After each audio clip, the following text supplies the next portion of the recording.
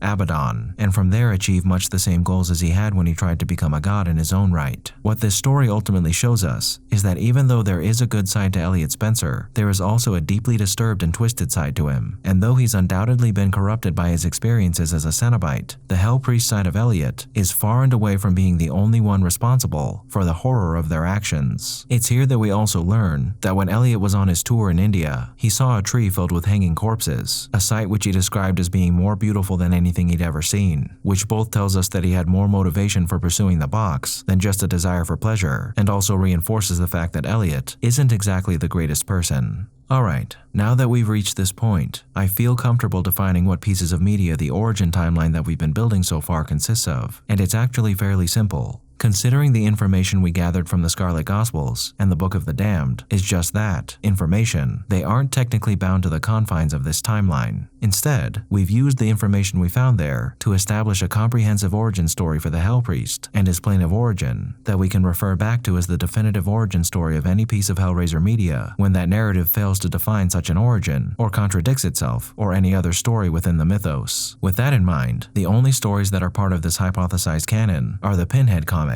the 1991 Clive Barker's Hellraiser comic, the 2011 comic and its sequels, and all of the Hellraiser films, with some caveats that I'll be getting to in a moment. So with all this in mind, every single Hellraiser story ever created could occur in one timeline. Even if there's an abundance of conflicting information present in any given story, those differences can be interpreted in different ways to fit one cohesive narrative, or they could even be retconned further down the line when new stories are released, like with Hellraiser Bloodlines and the Book of the Damned. However, in order to fit all of these stories into one timeline, they would all need to follow a narrative, and there is no such singular ending. So because that isn't the case, that means that each time the Hell Priest meets his end in one of these stories, we need to separate that story and any other stories associated with it into its own separate timeline. So that would mean that my hypothesized origin timeline serves as the base timeline for every story that has an ending for the Hell Priest, and it begins with the origins of Leviathan itself and stops at the conclusion of the 2011 Hellraiser comics. With that in mind, what we now have is one cohesive narrative regarding the Hell Priest's origins and his overall appearance, personality, and skill set. And as far as his motivations are concerned, we now have a pretty good idea of what they are within the confines of the films and the various comic books that he appears in. Everything that we've discussed so far about the Hell Priest's actions that come as a result of his service to Leviathan and his desire to bring pain and pleasure to his victims are more or less the main factors behind everything he does in most of the comic books and every single one of the films. But now it's time that we discuss the variations in his character that come as a result of his varied motivations in different pieces of media, which will lead us to those separate timelines that I mentioned earlier. Let's start off by discussing the two separate timelines that the films give us. The fourth film, Hellraiser Bloodlines, presents us with a futuristic scenario wherein the descendant of Philippe Le Marchand, Dr. Paul Merchant, is attempting to destroy the dark legacy of his family by eradicating both the Hell Priest and any trace of the devices his family crafted that the cenobites have used over the years to enter into the mortal realm. And he does so by expanding upon a concept one of his ancestors had designed, the Elysium configuration, a device that would close all portals to hell forever. The Hell Priest's motivation in this storyline lie within his efforts to stop the construction of this configuration alongside a princess of hell, Angelique. But they both fail, and the Hell Priest meets his ultimate demise. In the 10th film, Hellraiser Judgment, the Hell Priest also meets his end. However, here, rather than being destroyed, he's sentenced to once more live a mortal life after he murders an angel by the name of Jophiel, though we do see after the credits that even in his mortal form, the Hell Priest still intends to torture people as he once had, perhaps hoping that his life of sin will grant him a place in hell once he dies. Aside from another endpoint for the Hell Priest, this film presents us with something interesting regarding God's position on the suffering the cenobites inflict, as Jophiel states that instilling fear within sinners is a part of heaven's plan. So it could be that Leviathan's designs are also a part of God's designs, which isn't exactly something unheard of for the supreme deity. This is also the only time in the films that we get a glimpse into how Elliot Spencer would act should he lose his unholy divinity. Some small confirmation that Elliot isn't exactly the hapless recipient of pain-laced power that he appears to be, as we've already seen in the comics I mentioned earlier. Now those are fine enough endings for our Hell Priest, but the best resolution of his story by far is given to us in the Scarlet Gospels. In the Scarlet Gospels, we learn that the Hell Priest has been on a mission for many years to murder all the magicians in the world so he can acquire their knowledge and powers. By the time this story begins, all but a handful of the many magicians that once roamed the earth have been eliminated by the Hell Priest, and his power has grown nearly beyond any other power in hell. Much like his desire to become a god in the 2011 comic, we learn that the Hell Priest's goal in acquiring these powers is to be granted an audience with Lucifer, who has been absent from hell for centuries. In the process, the Hell Priest decimates his order and carves a path of death and destruction through hell as he moves ever closer to Lucifer's fortress, hoping to find within the master of his master that he wishes to offer his undying service to. However, when the Hell Priest manages to overcome the obstacles of Lucifer's labyrinthian fortress, he's greeted with a shocking sight. There at the very bowels of the fortress lies the body of Lucifer, impaled by dozens of spears that were thrust into his body by the gargantuan mechanisms that he designed his fortress to house. Deprived of his audience with the Master of Hell, the Hell Priest decides to remove the spears from Lucifer's corpse so he can take his armor for himself and graft it onto his own body, inheriting some of his immense power and taking on the title of Lord of Hell for himself. A cataclysmic battle for supremacy ensues once the remaining forces of Hell arrive at the fortress to stop this renegade priest. But once the carnage has ended and the Hell Priest has seemingly assured his victory, out from the pit from which he had emerged rises Lucifer reborn, enraged beyond reckoning at having his eternal slumber interrupted. We learn here that Lucifer had designed this contraption to kill himself because of the undying anguish and guilt he felt coursing through his being. As though his rebellion had initially been a joyous one, as time went on, his absence from the light of his father was too much for him to bear, and his sentence to live in this pit of despair for all eternity drove him to finding a way to end his suffering, which he finally managed to do. But the Hell Priest ruined that, and once Lucifer awoke, a climactic battle between rightful and would-be lord echoed throughout the vast halls of Hell's premier fortress, a battle that the priest initially had the upper hand in, but one that he was always fated to lose, in the face of a might second only to that of the Lord of all creation himself. After this, Lucifer decides to put an end to Hell itself, or at least what it was when he reigned over it, and the Hell Priest, defeated and ashamed, returns once more to the fortress of the Order of the Gash to await his undoing. The cenobite was climbing the steps to the fortresses, which were littered with pieces of stone, but still climbable, when a shockwave passed through the air and ground. He turned to see bright bursts of gold and scarlet flame sprouting from the fissures in the stone that had demolished the city, the force of the eruption sufficient to make the fissures gape, which unleashed still greater torrents of fire. He watched for a little time and returned to his climb, his long thin shadow thrown by fires, preceding him to the top step. He was 2 steps shy of reaching the top himself when a second shockwave, much more violent than the first, erupted. The tremors didn't die away this time. They steadily became more powerful. Very cautiously, the cenobite took a backward step while keeping his eye on the flame. The vista of stone, smoke, and tremors was changing in nature, the shocks giving way to tidal motions that had the scale of tsunami surf. Another shockwave threw him off his feet, and he fell. The cracked slab of the threshold dropped away beneath him into the throe of the wave, making his fall all the longer.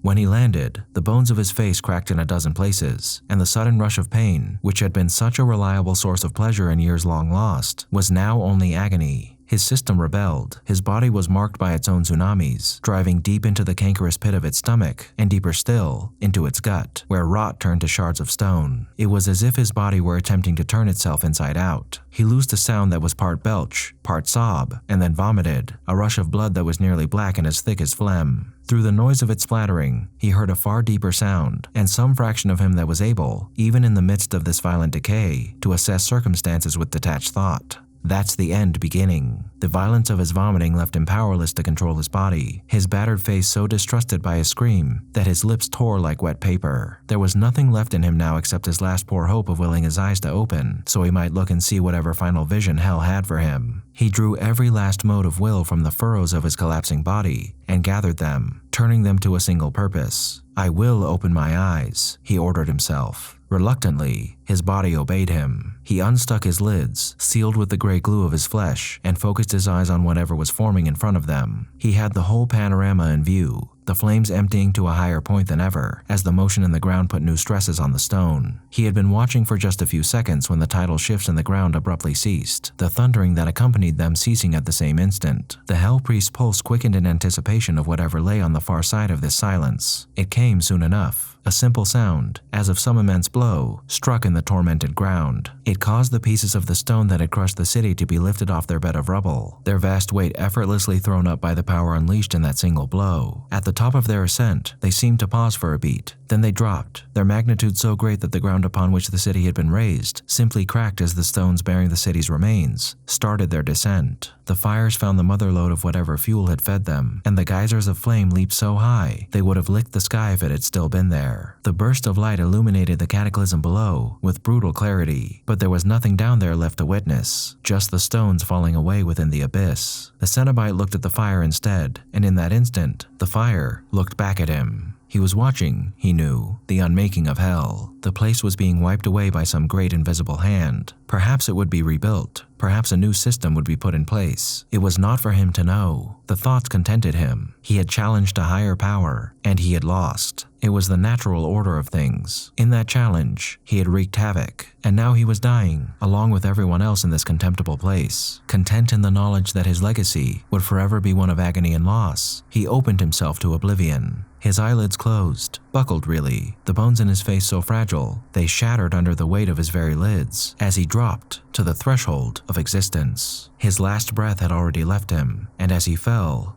life did the same. Now that's a fine ending for a being such as our beloved Hell Priest. But of course, as long as there's hell to raise, he'll always come back in one form or another to show us some sights. It may be in a different time, and in a different place, in a different body, but he will be back. However, for now, this is what we have. This is the world of Hellraiser, and its most precious attendant. And though there is monumental evil to be had in this story, it is not evil born of nothing. No, the cenobites only exist because of the intrinsic need that sentient life has to seek out pleasure in all its forms. And when the sentience is granted sapience, our incessant need to satisfy our desires can drive us to fantastic, yet horrific ends. Because when the fun stops, and the pleasure becomes but a drop in the bucket of your existence, there's no telling where you might turn to experience more than the life you've lived has to offer. And well, there's really no problem with that. As if the Hell Priest is to be believed, there is no good and evil, just flesh, and what we choose to do with it. Thank you all for tuning in to this episode of Analyzing Evil, and I hope you've enjoyed. What are your thoughts on Hellraiser, the Hell Priest, and all the theorizing I've done in this video? Let me know down below, and leave a suggestion for a villain you'd like to see featured while you're at it. If you like this video, hit that thumbs up button, and make sure to subscribe if you haven't already. A big thank you to all of my subscribers, to my patrons, and to anyone who's decided to honor me with a super thank, and a most vile thank you to those whose names you're seeing on screen now.